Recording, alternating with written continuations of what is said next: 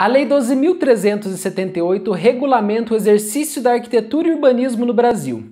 Além disso, ela criou o Conselho de Arquitetura e Urbanismo, conhecido como CAU. E no vídeo de hoje nós vamos ver os principais pontos dessa lei através das 10 questões mais cobradas em provas de concursos.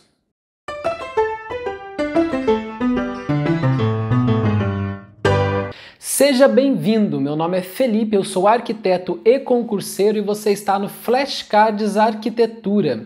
E hoje nós vamos falar sobre a Lei 12.378. Essa é uma lei federal e basicamente ela trata de dois tópicos. Primeiro tópico, ela regulamenta o exercício da profissão de arquitetura e urbanismo. O que isso significa?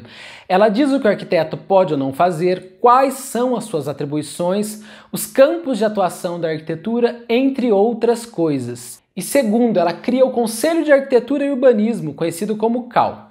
Vale lembrar que essa é uma lei de 2010. Sim, faz apenas 10 anos que o CAU foi criado. Antes disso, quem regulamentava a profissão de arquiteto e urbanista era o CREA, que antes se chamava Conselho Regional de Engenharia, Arquitetura e Agronomia, e agora passou a se chamar Conselho Regional de Engenharia e Agronomia. Então vamos para as 10 questões, mas antes disso eu quero te fazer um alerta. Essas questões provavelmente representam uns 70% do que vai cair na sua prova sobre esse assunto. Mas isso não significa que você vai assistir esse vídeo e pronto. Presta atenção. Se você quer passar em concurso, nada substitui a leitura da lei seca. Mesmo porque com 70% de acertos, dificilmente você vai ter o seu nome na lista de aprovados. 10º lugar, mandato dos conselheiros.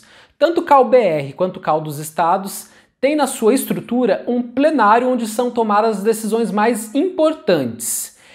E esse plenário basicamente é composto pelos conselheiros. E uma das questões mais recorrentes em provas de concursos é justamente qual é a duração do mandato desses conselheiros. E o artigo 36 nos diz o seguinte: é de 3 anos a duração do mandato dos conselheiros tanto do CAU-BR quanto do CAU dos estados, permitida apenas uma recondução.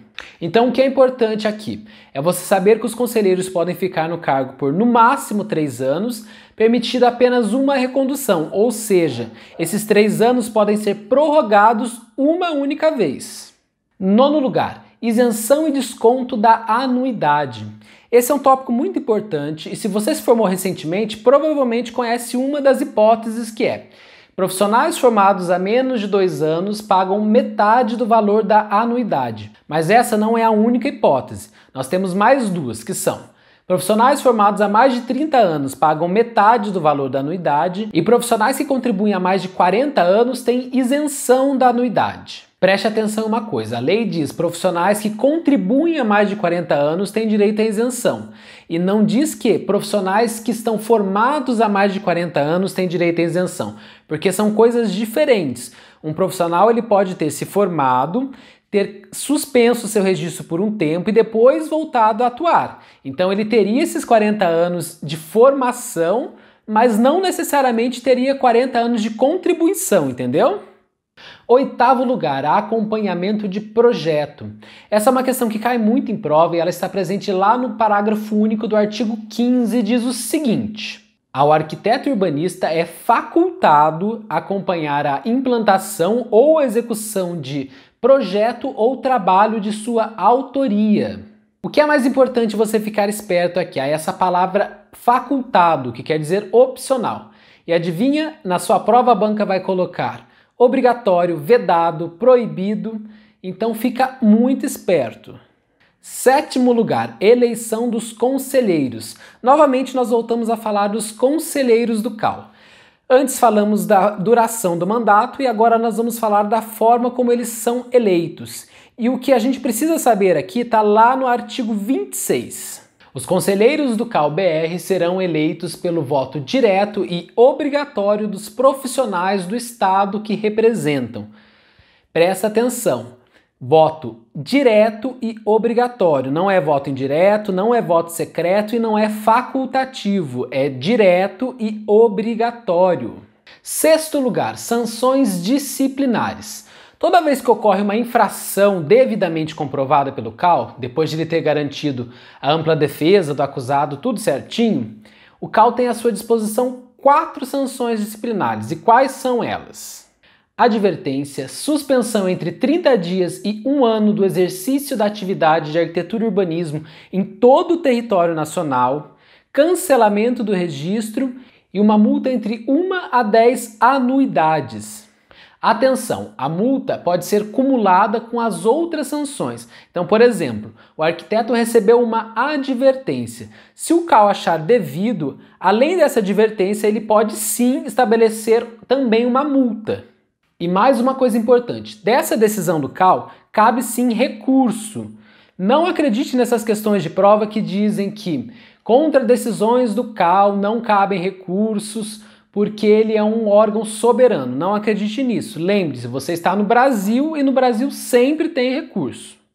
Quinto lugar, prescrição. E continuando a falar das sanções disciplinares, lá no artigo 23 nós temos o seguinte: prescreve em 5 anos a pretensão de punição das sanções disciplinares a contar da data do fato. O que isso significa? O CAL tem prazo para aplicar essas sanções, e esse prazo é de 5 anos. E mais uma coisa importante, essa prescrição interrompe-se com a intimação do acusado para apresentar defesa. Então, por exemplo, a infração ocorreu há 4 anos e meio, mas só depois desse tempo o CAL teve ciência do fato e intimou o acusado para prestar defesa. Então a prescrição zera a partir desse momento. A partir do momento da intimação, a prescrição zerou e começa a contar de novo. Então toma cuidado que na sua prova pode ter uma questão assim. João, arquiteto, cometeu uma infração em janeiro de 2019.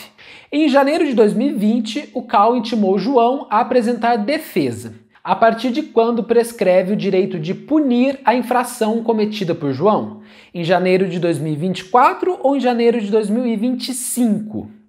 Em janeiro de 2025, porque a prescrição se dá em 5 anos a partir da data do fato. Porém, quando há uma intimação, essa prescrição zera e começa a contar novamente. Então, janeiro de 2025, entendeu? Se você está gostando desse vídeo até agora, deixa o seu like aqui para eu saber que você está gostando e se inscreva no canal se ainda não for inscrito, assim você não perde mais nenhum conteúdo que eu postar aqui. Quarto lugar, prestação de contas. Essa é uma questão muito simples e que cai muito. A quem o CAL deve prestar contas? Se você já estudou um pouquinho de direito administrativo, então consegue matar essa questão. O CAL é uma autarquia e as autarquias fazem parte da administração indireta, junto com a Sociedade de Economia Mista, as empresas públicas e as fundações. E toda essa galera deve prestar contas ao Tribunal de Contas. Como o CAL é uma autarquia federal, ele presta contas ao Tribunal de Contas da União. Beleza? Terceiro lugar, competências do CAL-BR. Existem várias competências do CAL-BR, se eu não me engano são 15. Você tem que decorar todas elas? Não, mas é bom você ler essas competências várias e várias vezes. E por quê? Você precisa saber diferenciar uma competência do CAL-BR de uma competência do CAL dos estados. Minha dica para você é a seguinte: estude essas duas competências juntas, CAL-BR e CAL dos estados. E você vai usar o seguinte raciocínio: quem decide as coisas mais importantes, mais abrangentes? O CAL-BR, porque é ele que define as diretrizes que os CAUs dos estados irão seguir. Portanto, saiba identificar aquilo que é mais abrangente, mais importante. Por exemplo, quem altera o regimento geral e o código de ética é o CAL-BR, porque é um documento muito importante que vai servir de base para todos os CAUs do Brasil. Agora, quem altera os regimentos internos são os CAUs dos estados, porque cada CAU tem o seu. É um regimento interno do órgão. Segundo lugar, uso das expressões arquitetura e urbanismo. Essa questão não tem como você ir para a prova sem saber, é sério. Então, anota aí, você vai ler e decorar o artigo 11. E o que ele diz é basicamente o seguinte: é proibido, é vedado o uso das expressões arquitetura ou urbanismo ou similares na razão social ou nome fantasia de empresas que não têm arquiteto e urbanista no seu quadro fixo de funcionários. Então, grave isso porque é muito importante e é uma das questões que mais cai em prova. Em primeiro lugar, a carteira profissional. Essa é uma questão muito simples, mas que despenca em prova. E o que ela diz é basicamente o seguinte: a carteira profissional possui fé pública e constitui prova de identidade civil para todos os fins legais. E mais uma coisa, ela é válida para todo o território nacional, então não cai em pegadinha de prova que diz que a carteira profissional é válida somente para o estado em que foi emitida. Não, ela é válida para todo o território nacional. Bom, pessoal, esse foi o vídeo de hoje, espero que vocês tenham gostado e até o próximo vídeo.